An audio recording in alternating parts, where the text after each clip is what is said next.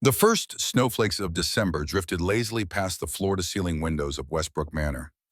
Inside, the cavernous halls stood silent and cold despite the wealth they contained. Ancient heating systems hummed beneath marble floors, but they could not warm the emptiness that permeated the space. The manor, once vibrant with life and laughter, had become a mausoleum of memories Jack Westbrook no longer wished to face. Jack sat alone in his study, bourbon untouched before him, watching the snow intensify outside. 57 year had carved deep lines around his eyes and mouth, but his posture remained unbending, much like his resolve. The financial reports glowed on his tablet, numbers that would impress his board tomorrow, but did nothing to fill the void within him. Christmas was approaching. 5 years ago, he would have already helped decorate a massive tree in the grand foyer. 5 years ago, the smell of gingerbread and cinnamon would have filled every corner. 5 years ago, Sophie would have been racing through these halls, her laughter echoing against these same indifferent walls. He closed his eyes, willing the memories away. The silence of the house had become his only companion, its emptiness a reflection of his own.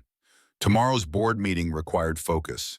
Westbrook Industries didn't run itself, and the acquisition deal wouldn't close without his full attention. A small sound broke through his thoughts, faint but distinct, something from the kitchen. Jack frowned, checking his watch. Past midnight. The staff had left hours ago. Even Victoria, his ever-present housekeeper, retired to her quarters at 11 sharp. He rose from his leather chair, the floorboards creaking beneath his weight as he moved with deliberate steps toward the sound.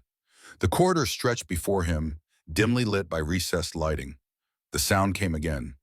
A clatter followed by what seemed like a whisper. Jack's pace quickened. The staff knew better than to return after hours, and thieves, well, they'd find little comfort in the coldness of Westbrook Manor. He pushed open the swinging door to the kitchen, his shadow falling long across the polished floor. "Put that down, young lady. Those aren't for you." Jack's voice was calm but carried the kind of authority that made boardrooms fall silent. The small figure by the refrigerator froze, a fork hovering over what remained of the gingerbread cake from yesterday's corporate dinner.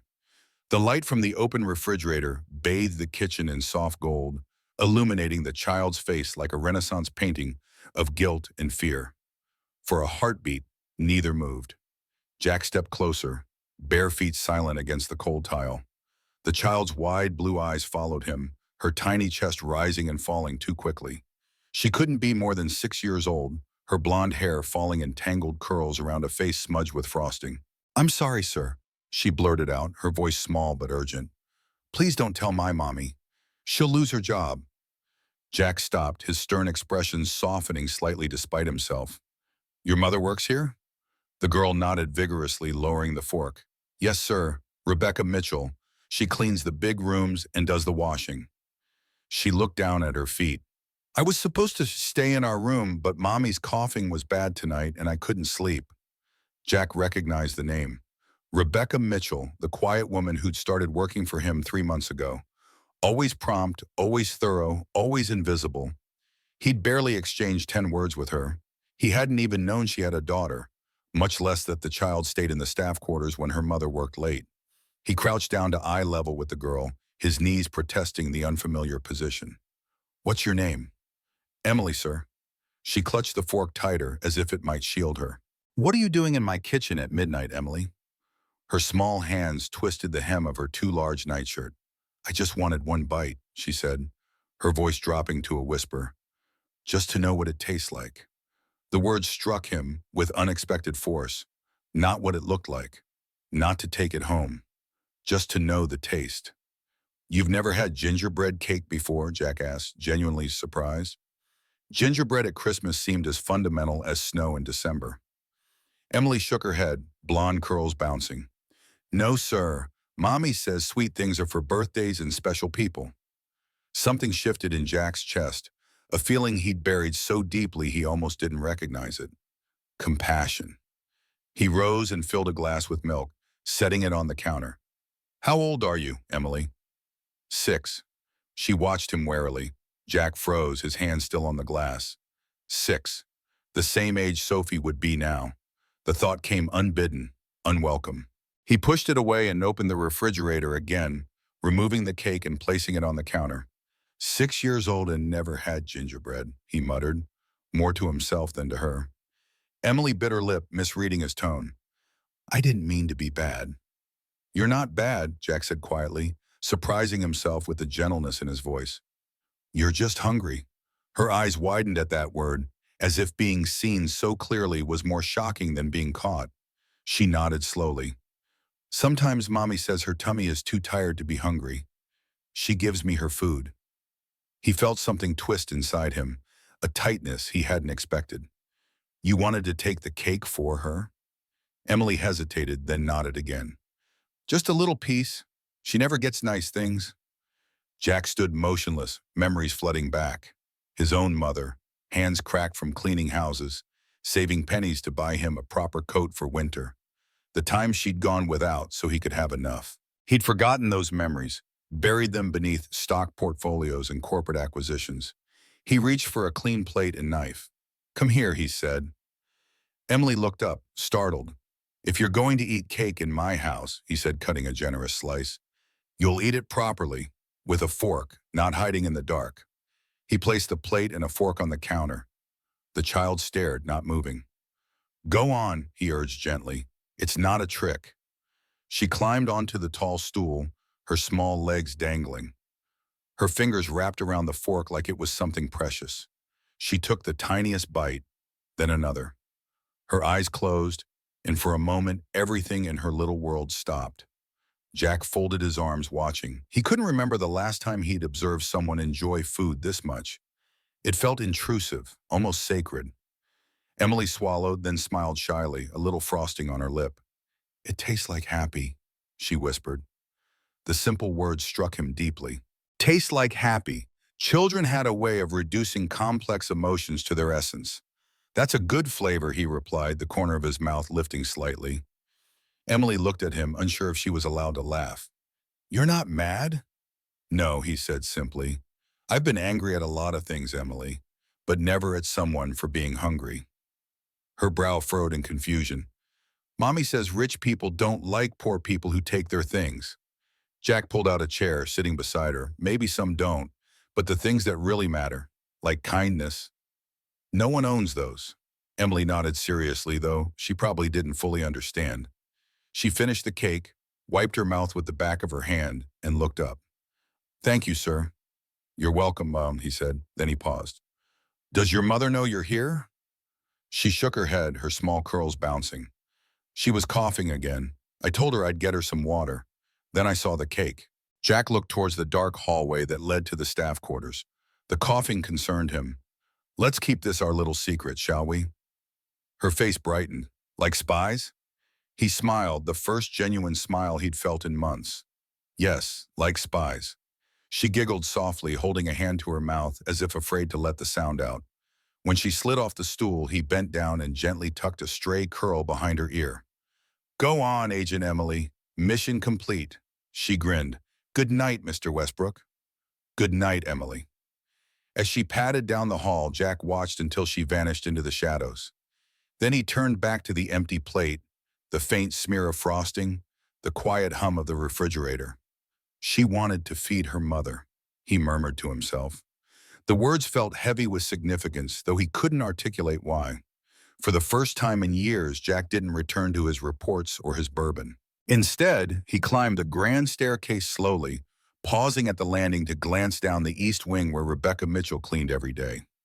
He made a mental note to speak with Victoria about the staff quarters. If a child was staying there, they should be properly heated.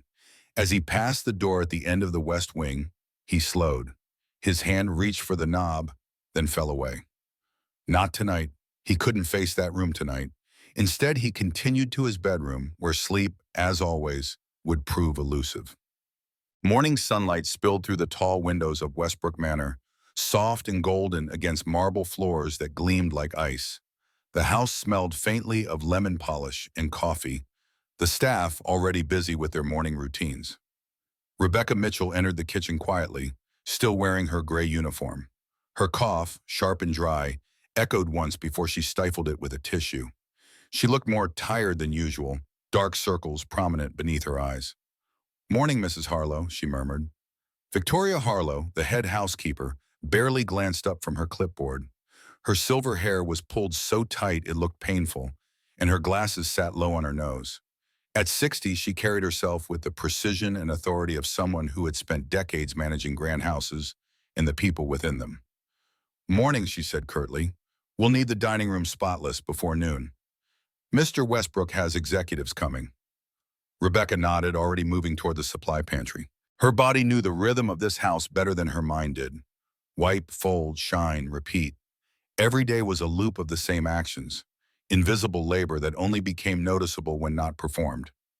But today, something felt different. The air was tense, as if the walls remembered something the people had forgotten. Victoria's sharp eyes noticed the missing slice of cake immediately. "Who's been in the refrigerator overnight?" she demanded, surveying the kitchen staff. The two cooks exchanged glances, shaking their heads. Rebecca kept her eyes down, fear prickling along her spine. Had Emily wandered out last night? The thought made her stomach clench. "Perhaps Mr. Westbrook had a late snack," offered Marcus, the younger cook. Victoria sniffed disapprovingly. "Mr. Westbrook hasn't eaten dessert since the accident. Someone has been in here after hours, and I intend to find out who." Rebecca turned away, busying herself with gathering cleaning supplies, hoping Victoria wouldn't notice the tremor in her hands. She needed to check on Emily immediately. Upstairs, Jack stood by his bedroom window, coffee cup in hand. The morning sun caught the edge of his jaw, softening the hard lines of sleeplessness. He hadn't really slept. Every time he closed his eyes, he saw Emily's face, those wee, earnest eyes and the frosting on her lip. He'd replayed the moment a dozen times. The way she'd said it tasted like happy. He should have been angry, he knew that. The rules of a house like his were clear: boundaries, distance, order. But instead, he'd gone to bed thinking of a 6-year-old's hunger and woken up with a strange sense that something had shifted. His phone buzzed. Robert Montgomery, his CFO and oldest friend, reminding him about the board meeting. Jack sighed. Numbers and projections awaited, the comforting world of the quantifiable. Yet his mind kept returning to Emily and her mother, who gave away her food. A sharp knock at his door interrupted his thoughts. "Enter," he called, turning from the window. Victoria Harlow stepped in, her posture rigid. "Good morning, sir. The dining room is being prepared for your lunch meeting." "Thank you, Victoria." He set down his coffee cup. "Is something else on your mind? You have that look." She clasped her hands before her. "Sir, it appears someone accessed the kitchen after hours. A slice of cake is missing." Jack kept his face neutral. "That would be me, Victoria. I had trouble sleeping." She blinked, clearly surprised. "You, sir? But you never—" "Never what? Eat cake?" He raised an eyebrow. "Even I have my moments, Victoria." She nodded stiffly, but her eyes narrowed slightly. Victoria had been with the family for over 20 years. She'd served his late wife, Catherine, with devoted loyalty and had stayed on after the accident when many staff had left. Sometimes Jack felt she knew the house better than he did, guarding its secrets like a vigilant sentinel. "Will there be anything else, sir?" she asked. Jack hesitated. "The staff quarters in the East Wing, are they adequately heated?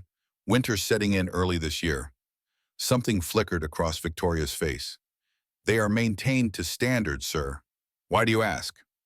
"Just concerned about staff comfort," he said casually, "especially if any have children staying with them." Victoria's posture stiffened further.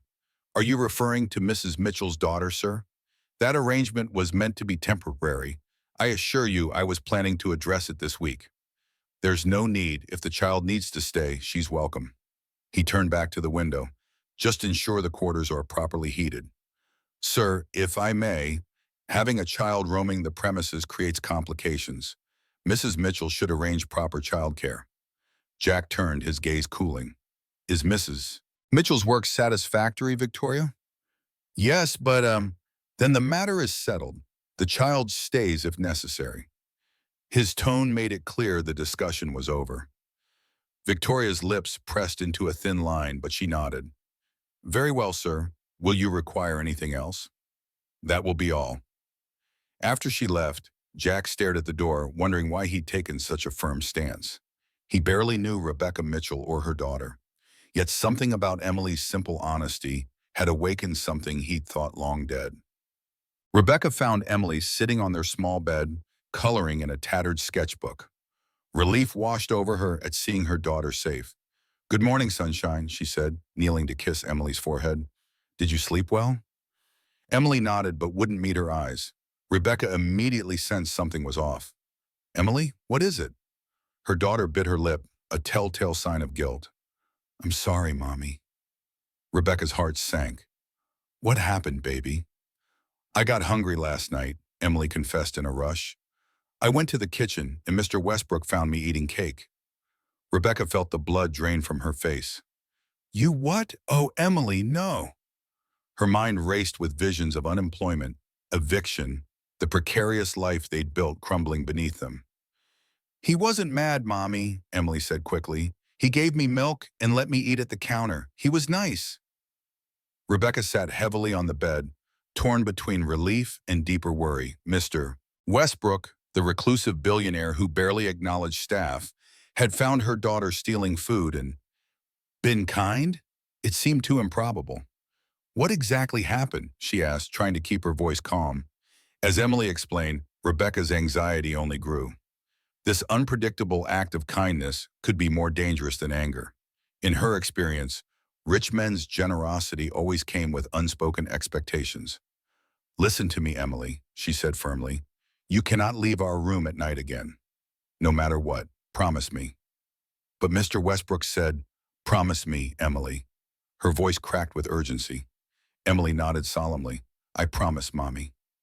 Rebecca hugged her tightly, feeling the familiar burn in her lungs as she suppressed another cough.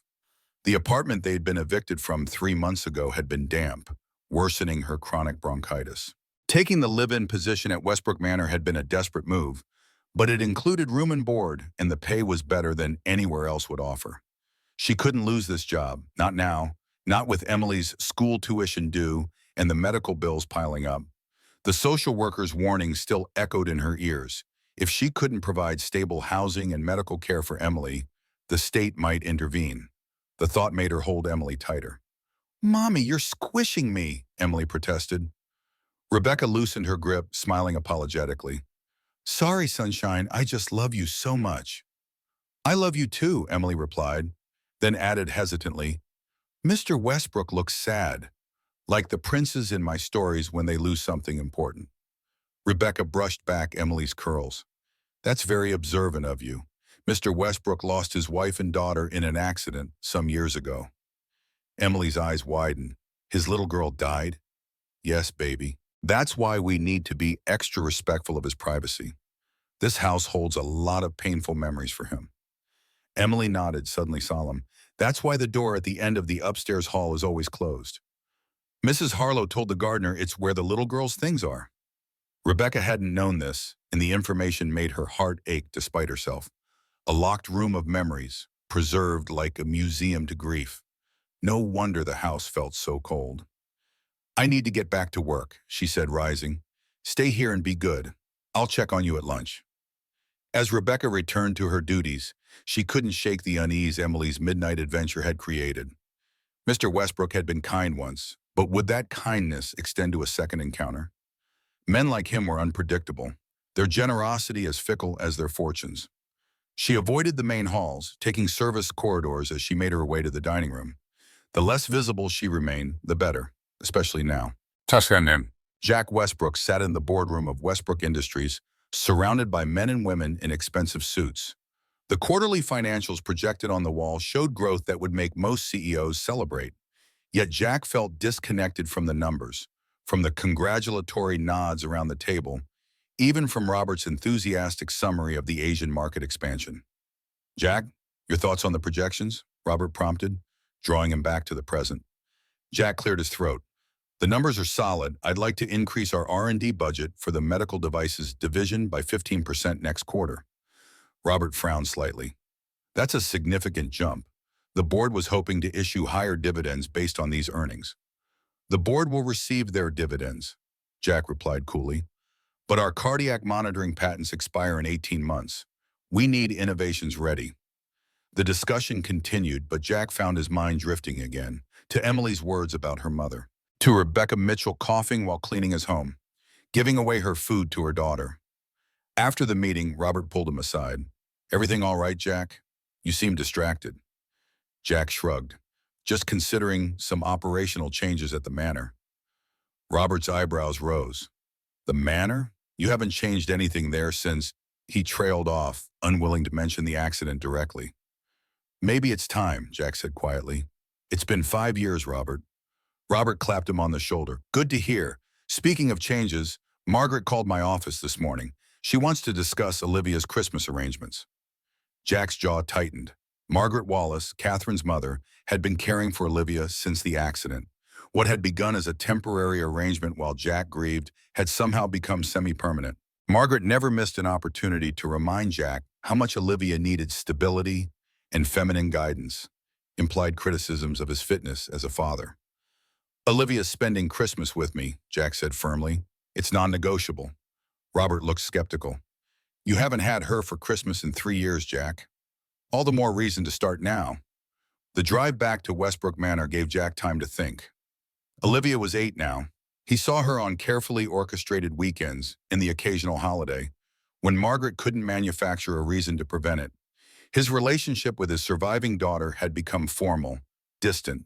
She called him father instead of daddy, and their conversations felt like interviews. He'd failed her. After losing Sophie and Catherine, he'd withdrawn into his grief, and Margaret had stepped into the void. By the time he'd emerged from the worst of his depression, Olivia had grown accustomed to life with her grandmother, and he'd convinced himself it was better for her, that he was too broken to parent properly. Emily's words from last night echoed in his mind. It tastes like happy. When was the last time he'd given Olivia a moment of pure happiness? When had he last seen her eyes light up with joy? As the manor came into view, snow beginning to fall again, Jack made a decision. This Christmas would be different, for Olivia and for himself. Rebecca's cough had worsened throughout the day. The cold air from the window she cleaned seemed to settle in her lungs, making each breath a struggle. She concealed it as best she could, muffling the sound with cloths and timing her worst spells for moments when she was alone. By afternoon, her chest felt tight, her head light, but she pressed on. The East Wing needed to be spotless before tomorrow's holiday decorating began. Victoria had made that abundantly clear. As she polished the banister of the grand staircase, spots began to dance before her eyes.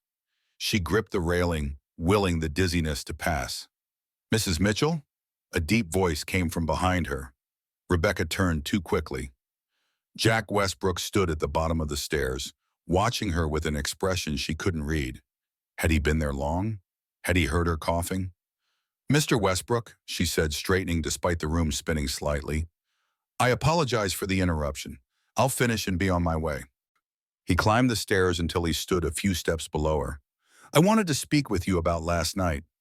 Rebecca's heart sank. Here it came. Despite Emily's assurances, she'd been waiting all day for the other shoe to drop. Sir, I'm so sorry about Emily. She knows better than to wander at night. It won't happen again. That's not, Jack began, but stopped as Rebecca swayed slightly. Are you all right, Mrs. Mitchell?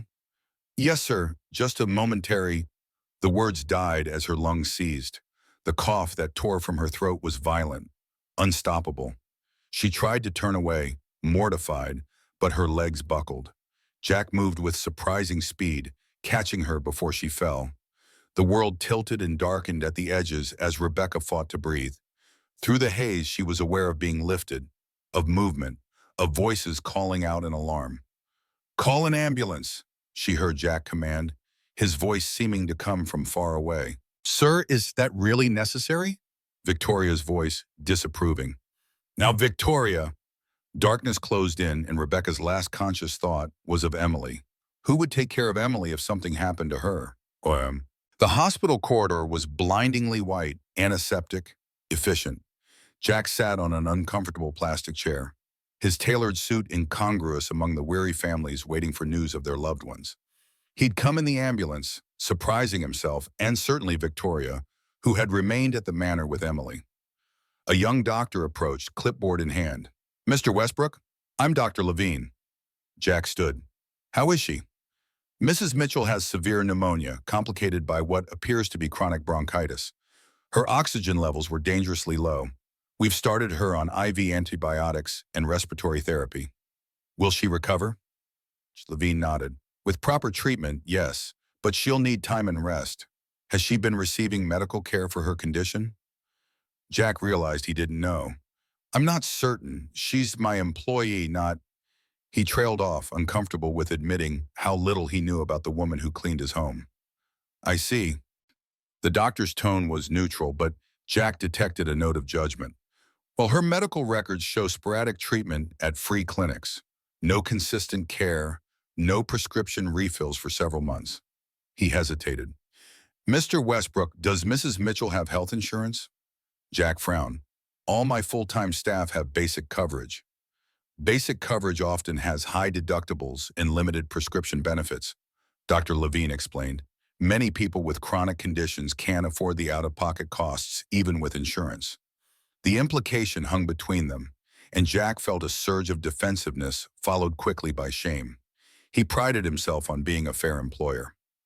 Westbrook Industries offered some of the best benefits in the industry, but had he ever checked what coverage his household staff received? Had he simply assumed Victoria handled such details appropriately? What does she need, Jack asked. Comprehensive treatment, follow-up care, medication, Dr. Levine looked directly at him. And time to heal without losing her income or housing. Jack nodded slowly. I'll ensure she gets it all. Can I see her? The doctor led him to a small private room. Rebecca lay connected to oxygen, an IV dripping medication into her arm. Her face was pale, her breathing labored even in sleep. She looked smaller somehow, vulnerable in a way that made Jack uncomfortably aware of the power imbalance between them. He stood at the foot of her bed, uncertain why he'd come. She was a member of his staff, one of dozens who maintained his properties. Yet here he was, in a hospital at night, concerned for her welfare in a way that went beyond employer obligation. Was it because of Emily? Because the child reminded him of Sophie? Or was it something more fundamental?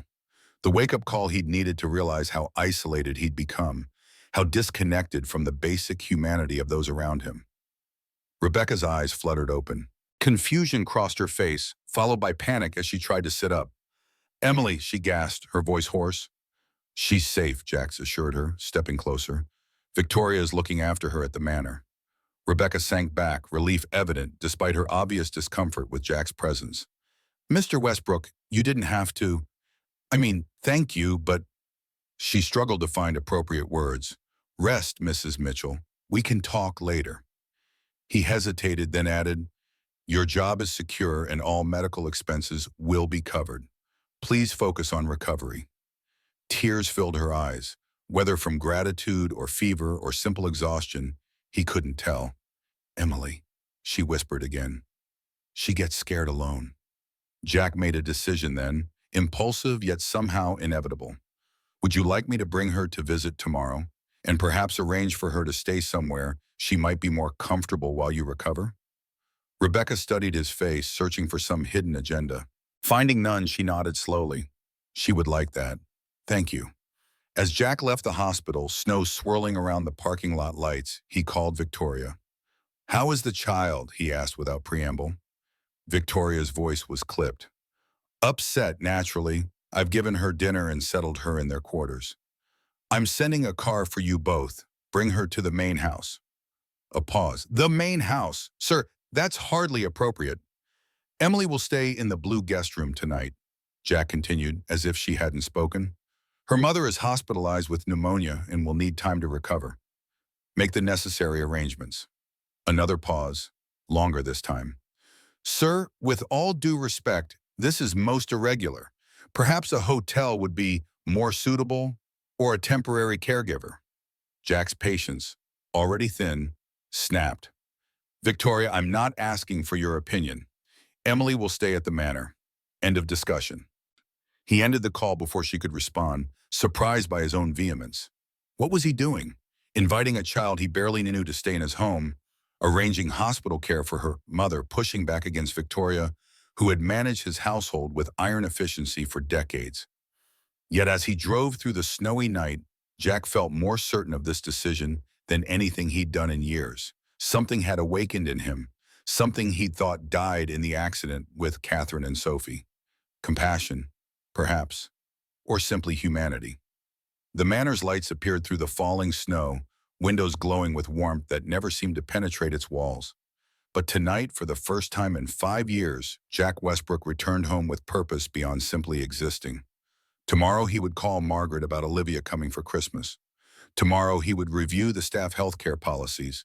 Tomorrow he would open doors that had remained closed for too long. Tonight, he would ensure a frightened 6-year-old girl had a warm place to sleep and assurance that her mother would be all right. It wasn't much in the grand scheme of things, but it was a beginning. Emily stood at the window of the blue guest room, her small fingers tracing frost patterns on the glass. Outside, snow continued to fall, transforming Westbrook Manor's grounds into a pristine white canvas.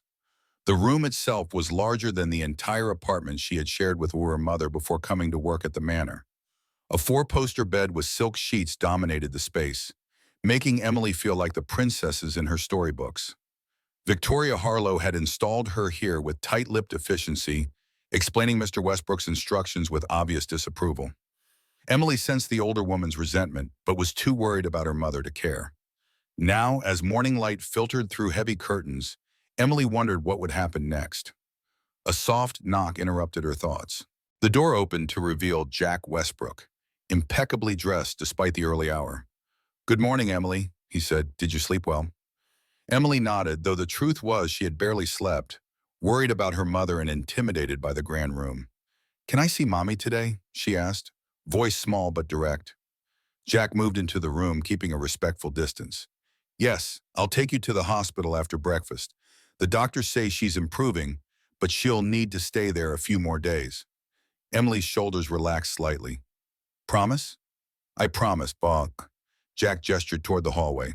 "Would you like pancakes for breakfast? Mrs. Collins in the kitchen makes them in the shape of animals."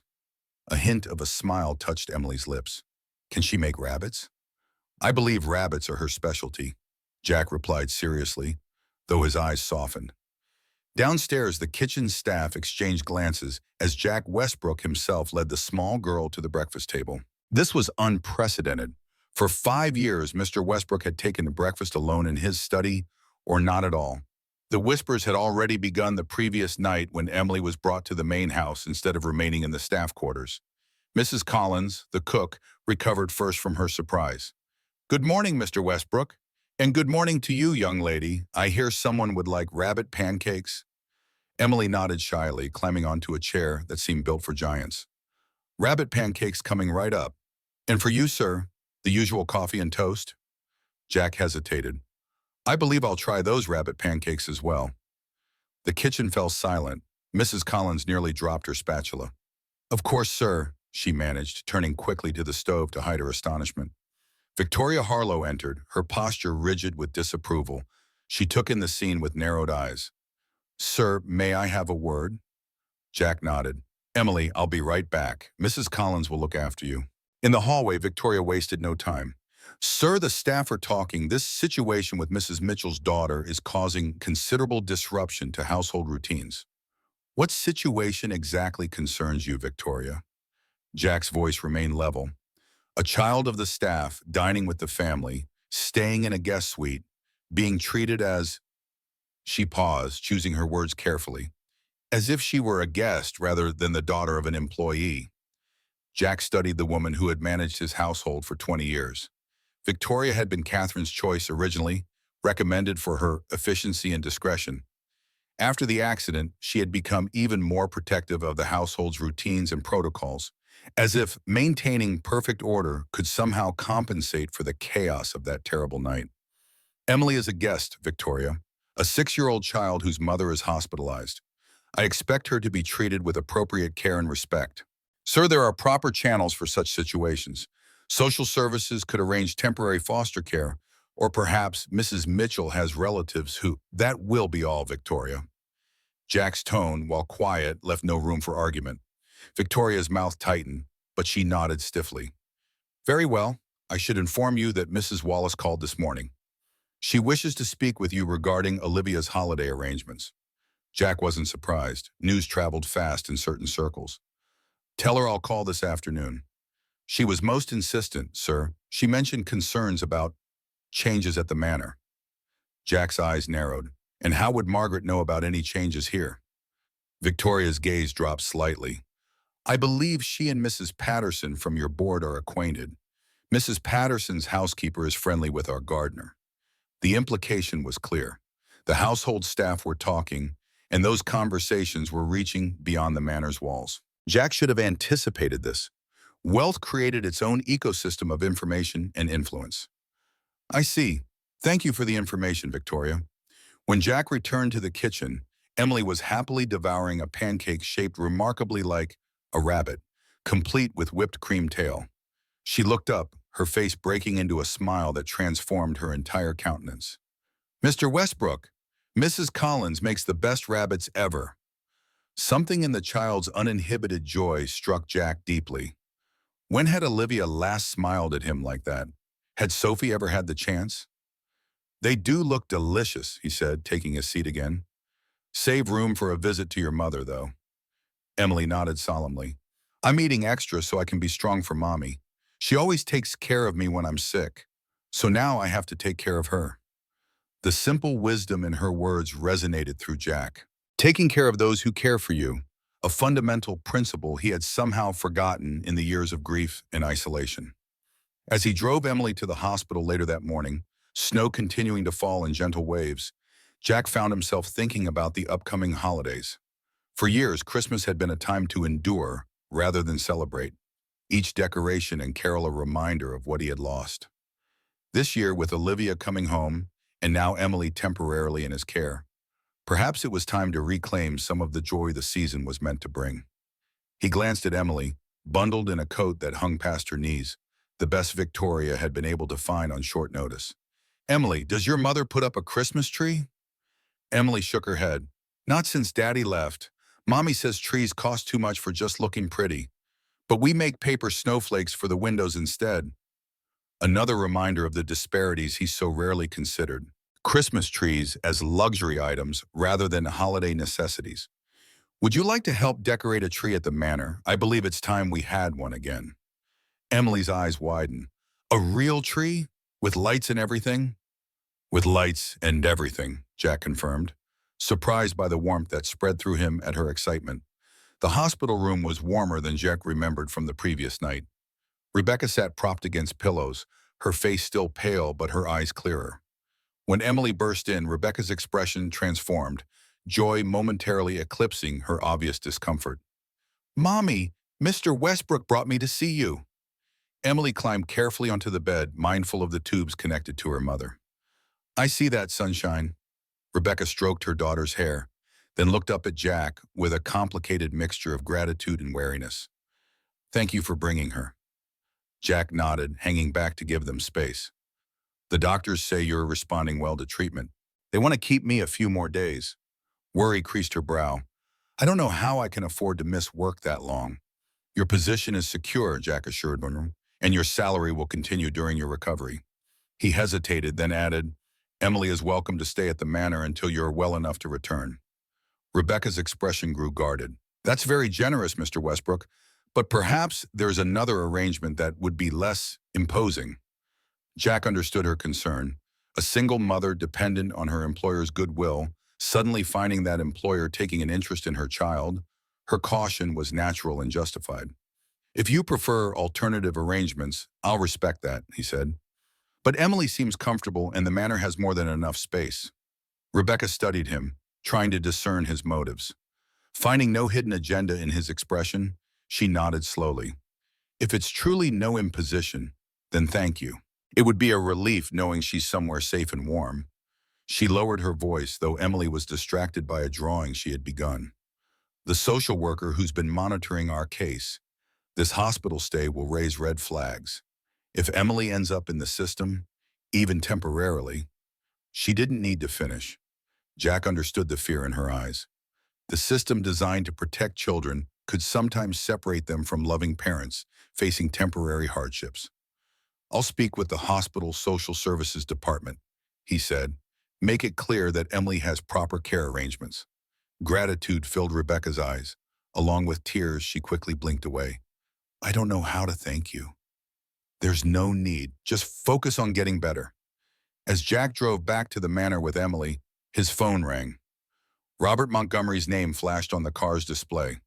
"Jack, we need to talk," Robert said without preamble when Jack answered. "The board is calling an emergency meeting tomorrow morning." "Regarding?" "You, actually." Robert's voice held genuine concern. "There are rumors circulating about changes in your behavior, questionable decisions. Margaret Wallace has been making calls." Jack's grip tightened on the steering wheel. "Margaret has no business interfering with board matters." "She's framing it as concern for your mental state, Jack, suggesting you might be having some kind of delayed grief reaction, making impulsive decisions that could impact the company." Jack glanced at Emily, who was gazing out the window at the snow, seemingly unaware of the conversation. "This is about Rebecca Mitchell and her daughter, isn't it?" "Partly, and about you canceling the Thompson acquisition meeting to visit a hospital, and apparently ordering a Christmas tree for the first time in 5 years. Robert sighed.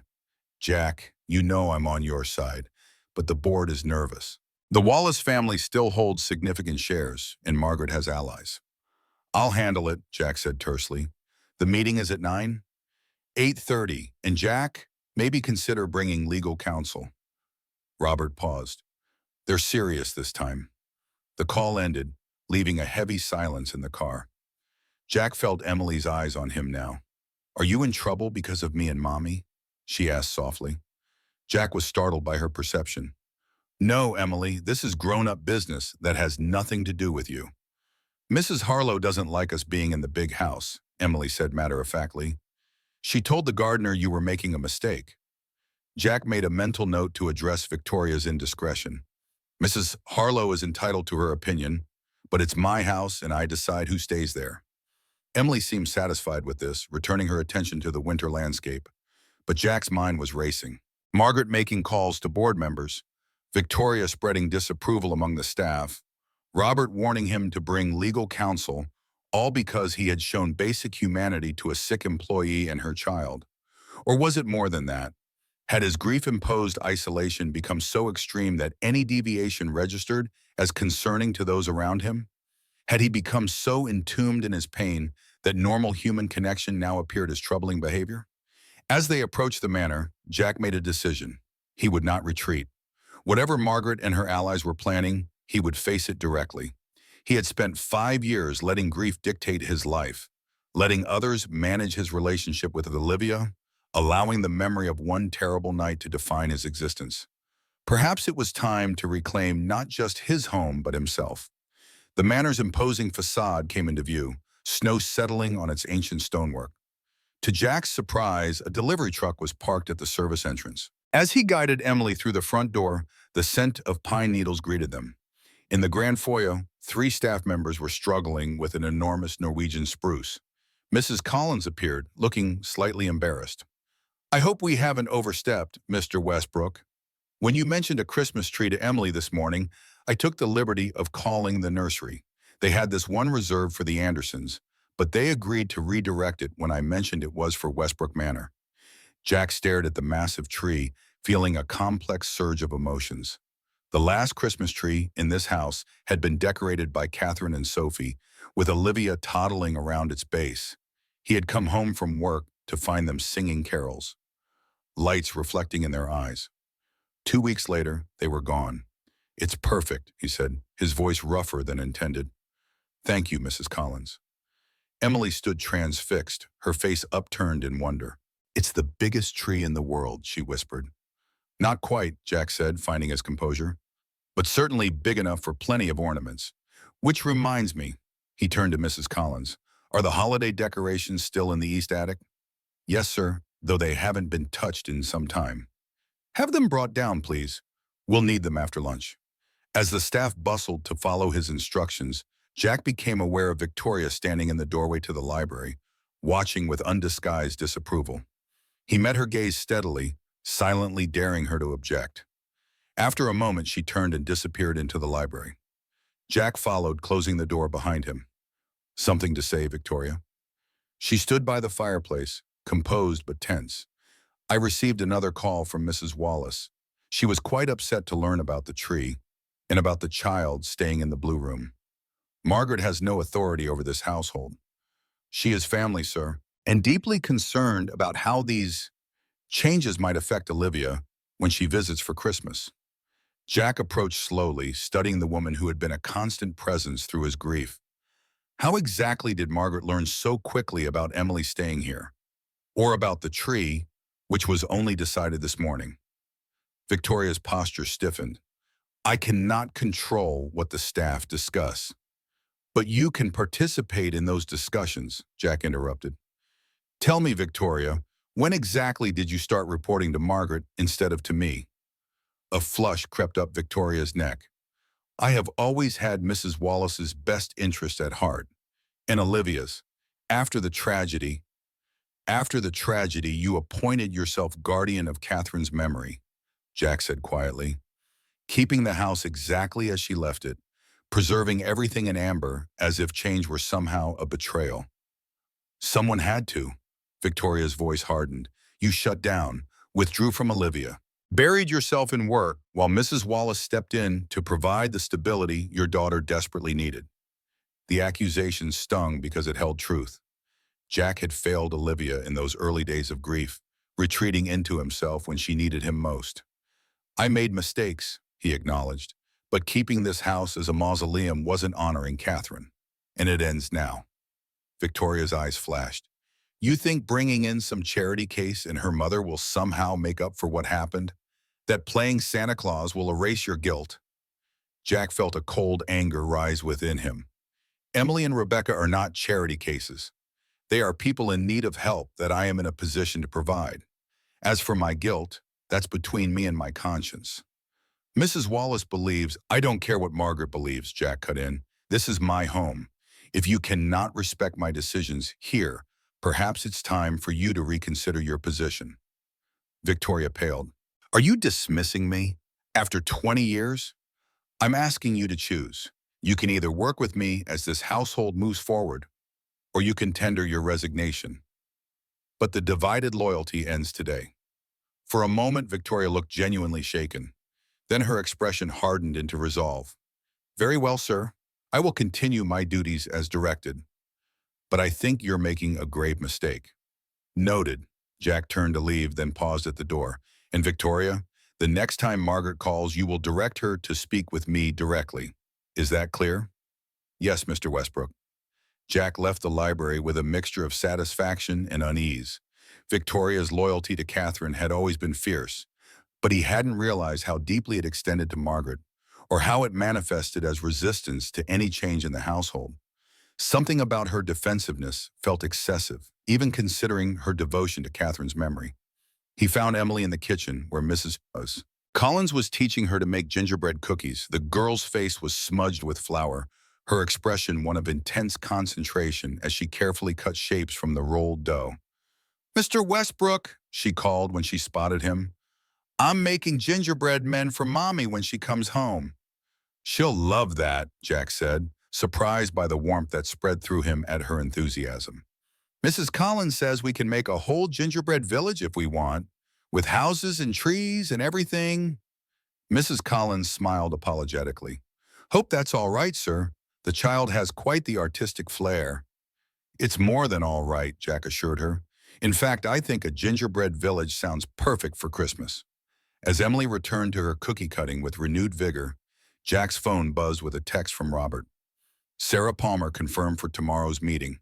8 a.m. prep at my office. Sarah Palmer. The name stirred memories Jack had long suppressed. She had been Catherine's friend first, then their family attorney, handling everything from wills to trusts. After the accident, Sarah had managed the legal aftermath, shielding Jack from the worst of the publicity and investigations. They hadn't spoken in nearly 4 years, not since she'd left the firm for a position with the district attorney's office. Why would Robert suggest her specifically, unless the board's concerns went beyond simple disapproval of his recent actions? Unless Margaret was suggesting something more sinister? Jack texted back, "We'll be there. What exactly are we facing?"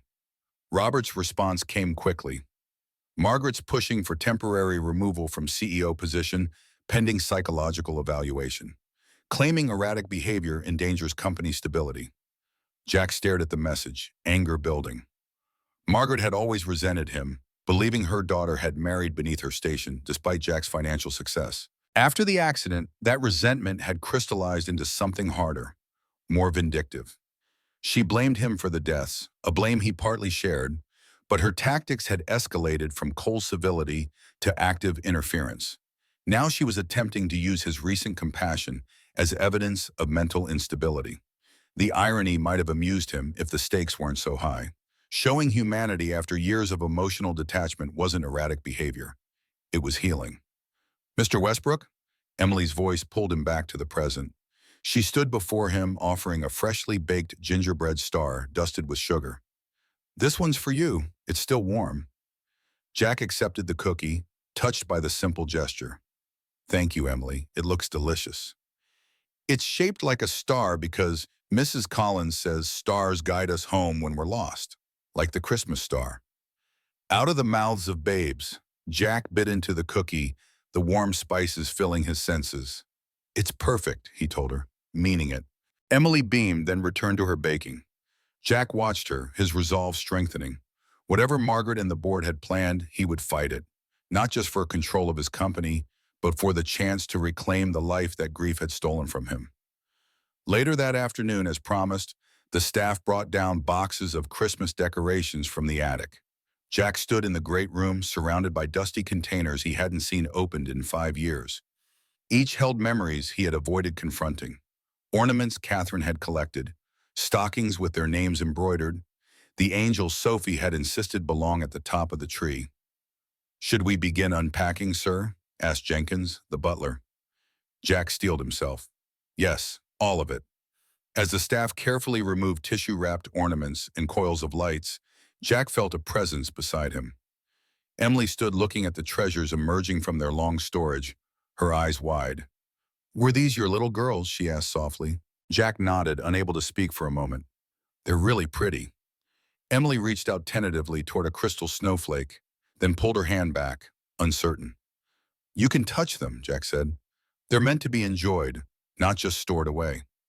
Emily carefully lifted the snowflake, turning it so light refracted through its facets, casting tiny rainbows across her face. "It's like frozen magic," she whispered. Sophie thought so too, Jack found himself saying. She called them forever snowflakes because they never melted. Emily considered this with solemn appreciation. "Your Sophie was really smart." "Yes," Jack agreed, a lump forming in his throat. "She was." As the afternoon progressed, the great room transformed.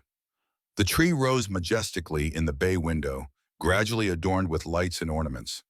Staff members who had maintained rigid formality for years found themselves sharing stories as they unpacked decorations, recalling happier times in the manor. Emily moved among them, asking questions, offering help, her natural warmth melting institutional reserve. Jack participated more than he had intended, finding unexpected comfort in handling the ornaments, in remembering aloud some of the stories behind them. Each memory unwrapped and acknowledged seemed to lose some of its power to wound, becoming instead a tribute rather than a source of pain. As twilight fell, the tree stood fully decorated, lights twinkling against the darkening window. The last item remained, the angel for the tomb, still nestled in its special box. "Would you like to place the angel, Emily?" Jack asked, surprising himself with the offer. Emily's eyes widened. "Really? But it's your special angel." "I think Sophie would approve of you doing the honors." Jenkins brought a small stepladder, and Jack lifted Emily carefully to reach the top of the tree. With concentrated precision, she placed the angel, adjusting its wings until it sat perfectly. "There," she said with satisfaction. "Now she can watch over everybody." When Jack set her down, Emily looked up at him with unexpected wisdom in her young eyes. "It's okay to be sad sometimes, Mr. Westbrook. Mommy says sadness just means you had something really good before. But she also says we have to keep making new good things too." Jack felt something shift within him, a loosening of a grief he had clutched so tightly for so long. "Your mother sounds very wise." "She is," Emily agreed seriously. "That's why she needs to get better fast. She has lots more wise things to say." The moment was interrupted by Victoria's appearance in the doorway, her expression tense. "Sir, Mrs. Wallace is on the phone. She insists it's urgent." Jack nodded. "I'll take it in my study." To Emily, he added, Why don't you help Mrs. Collins with dinner preparations? I believe she mentioned something about hot chocolate with candy cane stirrers. Emily needed no further encouragement, skipping off to the kitchen with the resilience of childhood. Jack made his way to his study, bracing himself for the confrontation to come. Margaret's voice came through the speaker with its familiar aristocratic chill. I understand you've turned the manor into some sort of refugee center, Jack. Good evening to you too, Margaret. I'm well, thank you for asking. Don't be flippant. I'm concerned about what Olivia will encounter when she arrives for Christmas. Victoria tells me you have your maid's child staying in a guest room, that you're decorating as if the past 5 years never happened. Jack sat at his desk, noting how Margaret referred to Rebecca as your maid, rather than by name. Emily is staying here temporarily while her mother recovers from pneumonia. As for the decorations, yes, we've put up a tree. I thought Olivia might enjoy a proper Christmas this year. After ignoring the holiday for years, you suddenly decide to play Father Christmas? And it has nothing to do with this child you've taken in? Emily has reminded me of some things I'd forgotten, Jack admitted, including that life continues even after loss. Olivia deserves a father who recognizes that. Margaret's laugh was brittle. How convenient. 5 years of minimal involvement in your daughter's life, and now you've had some Dickensian epiphany just in time for the holidays. Jack felt his temper rising but kept his voice level. I've made mistakes, Margaret. I'm trying to correct them. By replacing your dead child with a convenient substitute? By playing house with her mother? The accusation was so offensive that Jack momentarily lost words. That's beneath even you, Margaret. Is it? Victoria tells me you spent the night at the hospital, that you're personally handling the mother's medical care, that you've invited the child to help decorate with Sophie's ornaments. Margaret's voice hardened. It seems a rather extreme reaction to an employee's illness. I don't answer to Victoria, and I certainly don't answer to you about how I run my household or who I choose to help. Jack's patience was wearing thin. Now, was there something specific about Olivia's visit you wanted to discuss, or did you call merely to cast aspersions? The board meeting tomorrow morning should be illuminating, Margaret said coldly. Perhaps afterward, we can discuss whether Olivia's visit remains appropriate. The threat was clear. Margaret was using Olivia as leverage, suggesting she might prevent the Christmas visit if the board meeting didn't go her way. Olivia will be here for Christmas, Jack stated firmly. Any attempt to prevent that will result in legal action, Margaret. I've been permissive about your interference in my relationship with my daughter, but that ends now. We'll see what your psychiatric evaluation reveals, Margaret replied. Good night, Jack. The line went dead. Jack sat in stunned silence, the pieces falling into place. Margaret wasn't just pushing for a temporary removal from his CEO position. She was building a case that he was mentally unfit to parent Olivia. The board meeting was just the opening salvo in a larger war. His phone rang again almost immediately. This time it was Sarah Palmer. Jack, she said without preamble, I just got off the phone with Robert. We need to talk before tomorrow's meeting. There's more going on than a simple vote of confidence. Margaret's pushing for a psychiatric evaluation, Jack confirmed. She's using my recent actions as evidence of instability. It's worse than that, Sarah replied. She's filed a motion to revisit the custody arrangement for Olivia, citing concerns about your mental state. And Jack, she's raising questions about the accident investigation. Jack felt the blood drain from his face. What about the investigation? It was ruled accidental, black ice, poor visibility. She's suggesting the investigation was rushed due to your influence, that certain evidence may have been overlooked. Sarah paused. Jack, I've been reviewing the case files. There are some inconsistencies that trouble me. What kind of inconsistencies? Jack's voice had gone very quiet. I'd rather discuss in person. Can you meet tonight? My office, 8 o'clock. Jack thought of Emily, already settled in for the evening with Mrs. Collins keeping watch. Yes, I'll be there. After ending the call, Jack sat motionless, trying to process what Sarah had said. The accident investigation reopened? Evidence overlooked? The official report had been thorough. A tragic case of winter driving conditions turning deadly. Catherine at the wheel, Sophie in the back seat, the car sliding off the mountain road and down the embankment. Jack had been following in a separate car, witnessed the accident, but couldn't reach them in time. The memory of that night remained fragmented in his mind, the headlights disappearing over the edge, his frantic slide down the embankment, the twisted metal, the silence broken only by his own screams for help. What could Margaret possibly hope to gain by revisiting that nightmare? Unless she truly believed there was more to the story than a tragic accident. Unless she was suggesting. Jack couldn't complete the thought. He needed to see Sarah to understand exactly what Margaret was implying and how to counter it before tomorrow's meeting. He found Emily in the kitchen with Mrs. Collins, her face smudged with chocolate, happily arranging cookies on a platter. "Mr. Westbrook," she called, "we made a whole gingerbread army, and Mrs. Collins says I can take some to Mommy tomorrow." Jack smiled despite his troubled thoughts. "That's wonderful, Emily. Listen, I need to go out for a while this evening. Mrs. Collins will look after you until I return." Emily's expression turned serious. "Is it because of the angry lady on the phone? Mrs. Harlow said she was very important and very mad." Jack shot a glance at Mrs. Collins, who looked embarrassed. "Mrs. Harlow should be more careful about what she says in front of children," he noted, then turned back to Emily. "Yes, it's partly because of that lady, but you don't need to worry about it. Adult problems are for adults to solve." Emily nodded sagely. "That's what Mommy says too, but sometimes she cries when she thinks I'm asleep." The simple observation, delivered without self-pity, struck Jack deeply. How many nights had Rebecca Mitchell wept over adult problems while trying to shield her daughter from worry? How many children like Emily bore silent witness to their parents' struggles? "Your mother is very brave," Jack said, "and so are you. Now I want you to enjoy your evening with Mrs. Collins, and I'll see you in the morning for our hospital visit. Deal?" "Deal," Emily agreed, already returning her attention to the cookies. As Jack drove through the snowy night towards Sarah Palmer's office, he felt a resolve solidifying within him. Whatever Margaret was planning, whatever the board decided tomorrow, he would not retreat back into the isolated shell of grief he had occupied for 5 years.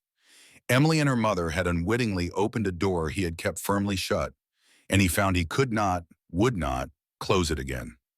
The dashboard clock read 7:45 p.m. when Jack pulled into the parking garage of the downtown office building where Sarah maintained her private practice. The snow had intensified, reducing visibility to a few yards. As he stepped out of his car, a figure emerged from the shadows near the elevator. "Jack Westbrook?" Jack turned to see a woman he didn't recognize, middle-aged with sharp eyes and a recorder in hand. "Lisa Chambers, Boston Herald. Care to comment on rumors that the board is considering removing you as CEO due to erratic behavior? Or on your relationship with Rebecca Mitchell and her daughter?" Jack stared at the reporter, ice forming in his veins. The story had leaked already. "No comment. Sources say you've installed Ms. Mitchell's daughter in your home, that you're personally paying for extensive medical treatments. Is there a personal relationship between you and Ms. Mitchell?" "My personal affairs are not news, Ms. Chambers. Now, excuse me." The reporter persisted, following him toward the elevator. "What about the accident 5 years ago? Margaret Wallace has suggested the investigation was incomplete, that certain facts were suppressed due to your influence." Jack stopped cold. "Margaret Wallace spoke to you directly?" Lisa Chambers smiled, sensing a reaction. "Mrs. Wallace has expressed concerns about your mental state following your wife and daughter's deaths. She suggests recent behavior indicates instability that may have been present for some time." The implication hung in the air between them. Margaret wasn't just questioning his current stability. She was insinuating something far darker about the night of the accident. "Print whatever lies Mrs. Wallace feeds you," Jack said coldly. "My lawyers will enjoy the defamation suit." He entered the elevator, leaving the reporter behind, his mind reeling.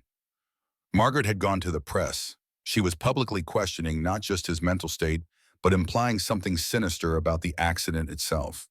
This went beyond a board power play or custody concerns. This was character assassination. Sarah Palmer was waiting in her office, documents spread across her desk. At 45, she remained striking, her dark hair now threaded with silver, her eyes sharp and assessing as Jack entered. "You've seen the reporter?" she said, recognizing his expression.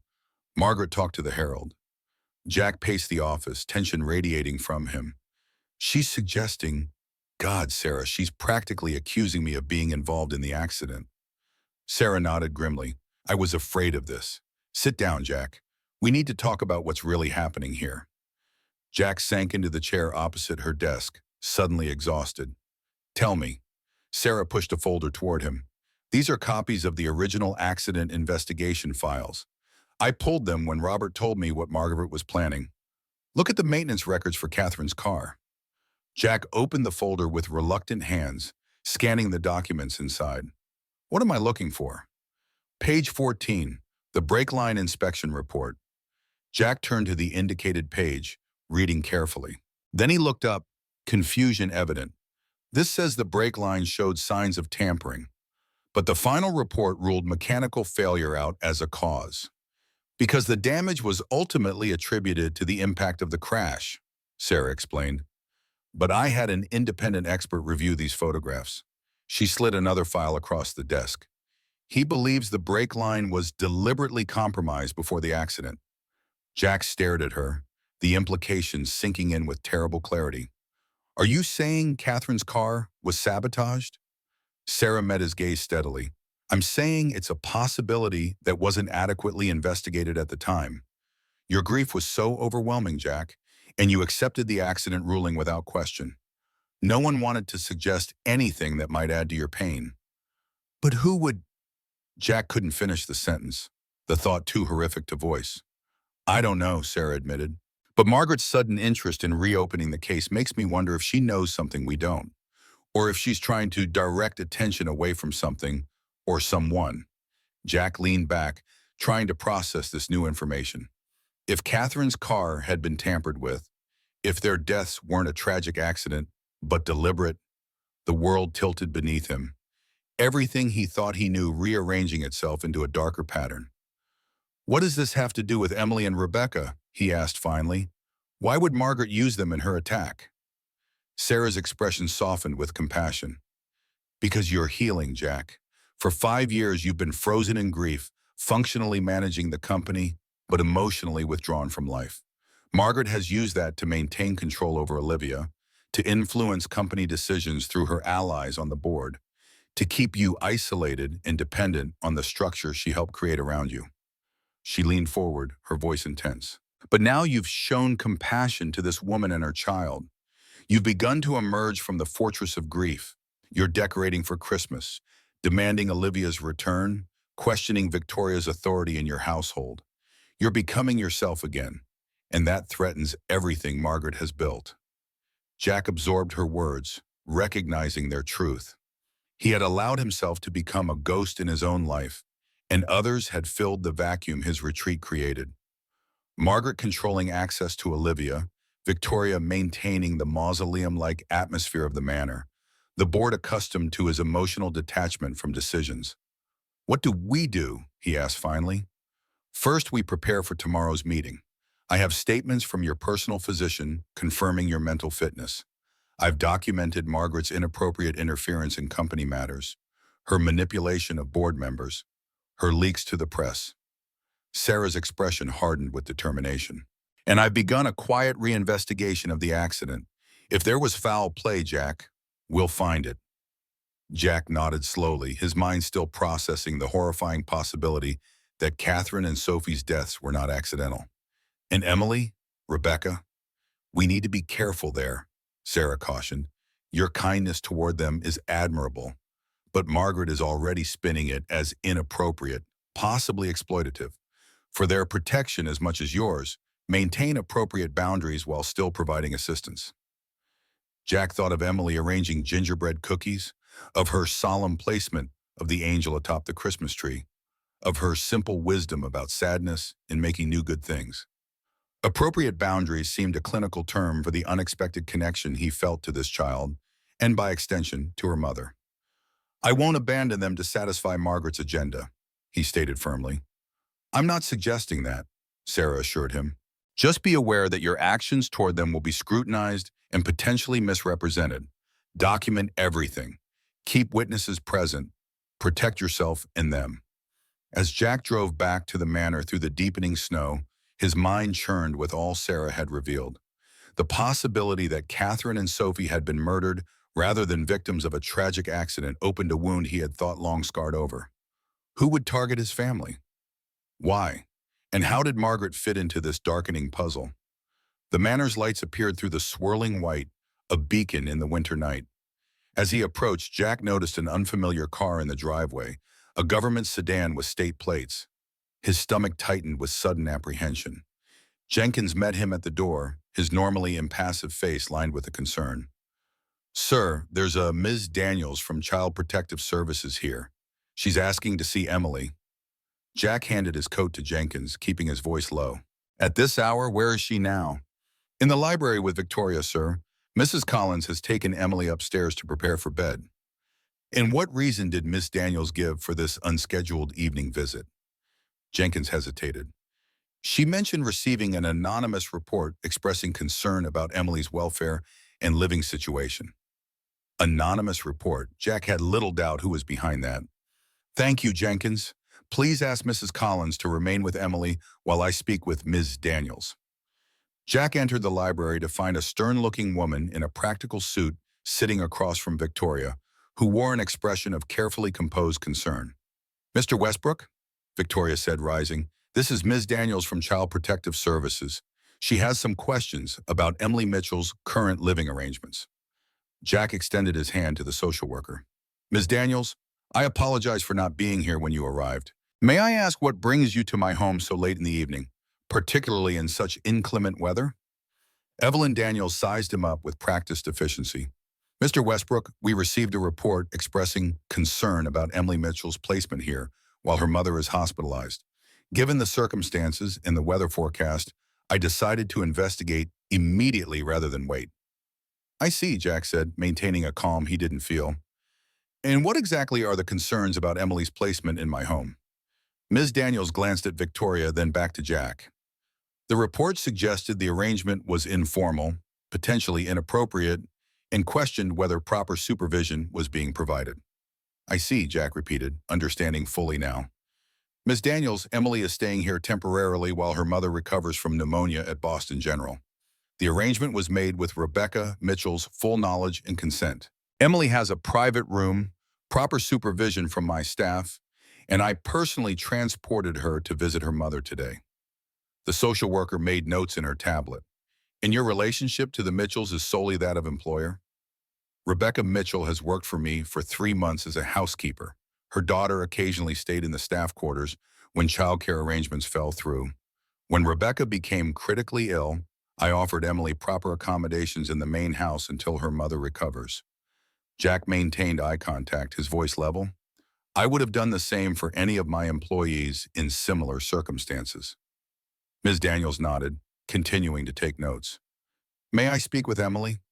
"She's preparing for bed, but yes, briefly, I'll have Mrs. Collins bring her down." As Jenkins went to fetch Emily, Jack turned to Victoria.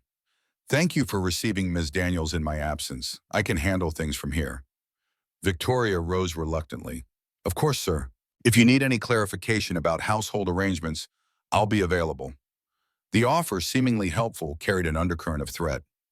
Victoria had clearly been speaking with Ms. Daniels before Jack's arrival, and he had little doubt about the picture she had painted. After Victoria left, Jack addressed the social worker directly. "Ms. Daniels, I suspect the anonymous report came from someone with personal animosity toward me. I want to assure you that Emily's welfare is my only concern in this arrangement." Ms. Daniels regarded him thoughtfully.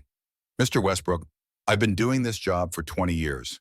I've learned to separate genuine concerns from personal vendettas. I'll form my own assessment based on what I observe and hear from Emily herself." Emily entered then, in pajamas with damp hair from her bath, looking small and suddenly vulnerable. Mrs. Collins stood protectively beside her. "Emily," Jack said gently, "this is Ms. Daniels. She'd like to talk with you for a few minutes." Emily approached cautiously. "Are you a doctor? Is Mommy okay?" "No, sweetheart, I'm not a doctor," Ms. Daniels said, her tone softening considerably. "I just want to make sure you're comfortable staying here while your mom gets better." Emily relaxed slightly. "It's really nice here. My room has a canopy bed like a princess, and Mrs. Collins and I made gingerbread cookies for Mommy. And Mr. Westbrook took me to see her today. She's getting better, but her cough is still bad." Ms. Daniels smiled. "That sounds wonderful. And everyone's been kind to you?" Emily nodded vigorously. Mrs. Collins tells the best stories, and Jenkins showed me how to make the fire change colors with special pine cones. And Mr. Westbrook let me put the angel on top of the Christmas tree. Her expression grew serious. Except Mrs. Harlow doesn't smile much. Mommy says some people forget how. Jack suppressed a smile at Emily's candid assessment. So Daniels continued her gentle questioning for several minutes, then thanked Emily for her time. You can go back upstairs now, sweetheart. Thank you for talking with me. After Mrs. Collins had taken Emily back to her room, Ms. Daniels turned to Jack. Mr. Westbrook, based on my observations and Emily's responses, I see no reason for concern at this time. The arrangement seems appropriate and beneficial for Emily while her mother recovers. Relief washed through Jack. Thank you, Ms. Daniels. However, she continued, I will need to document this placement properly. Could you provide contact information for Rebecca Mitchell's doctor? I'd like to confirm her condition and expected recovery timeline. Of course, Jack wrote down Dr. Levine's information. Is there anything else you need? Just one thing. Ms. Daniels closed her tablet and fixed him with a direct look. The anonymous report specifically mentioned your family history, the loss of your wife and daughter, your separation from your surviving daughter.